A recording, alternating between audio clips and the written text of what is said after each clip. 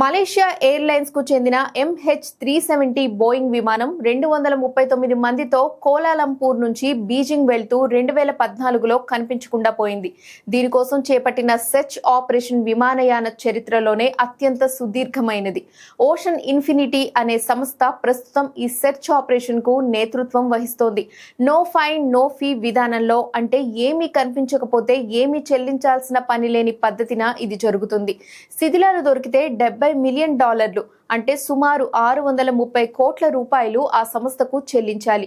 శిథిలాల కోసం search operation December 30న మళ్లీ మొదలవుతుందని మలేషియా అధికారులు చెప్పారు.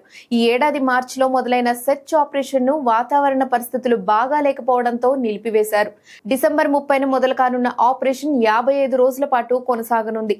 ప్రభావితమైన కుటుంబాలకు న్యాయం చేయడంపై మలేషియాకు ఉన్న అంకిత భావానికి తాజా సెర్చ్ ఆపరేషన్ నిదర్శనం.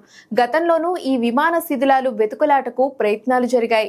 26 దేశాలకు చెందిన 50 విమానాలు, 60 ఓడలు కలిసి చేపట్టిన ఓ సెర్చ్ ఆపరేషన్ 2017లో ముగిసింది. 2018లో ఓషన్ ఇన్ఫినిటీ చేసిన ప్రయత్నం 3 నెలల తర్వాత ముగిసింది. 2014 మార్చి 8న టేకాఫ్ అయిన తర్వాత గంటలోనే MH370కు ఎయిర్ ట్రాఫిక్ కంట్రోల్తో సంబంధాలు తెగిపోయాయి. నిర్దేశించిన మార్గం నుంచి విమానం పక్కకు వెళ్లిపోయిందని రాడార్ చూపించింది. విమానయాన రంగంలో అతిపెద్ద మిస్టరీల్లో ఇది ఒకటిగా నిలిచిపోయింది. విమానంలో ప్రయాణిస్తున్న వారి కుటుంబాలకు తీరని వేదన మిగిల్చింది. మళ్లీ సెర్చ్ ఆపరేషన్ ప్రారంభించాలని ఏళ్లుగా బాధిత కుటుంబాలు కోరుతున్నాయి. ఈ ఘటన విషయంలో అనేక కుట్ర కోణాలపైన చర్చ జరిగింది. పైలట్ కావాలనే విమానాన్ని కిందకు తీసుకెళ్లారని, విమానం హైజాక్ అయిందని రకరకాల ప్రచారం జరిగింది.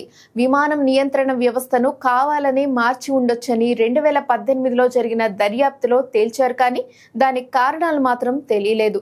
శిథిలాలు దొరికితేనే దీనికి సమాధానం దొరుకుతుందని పరిశోధకులు అంటున్నారు.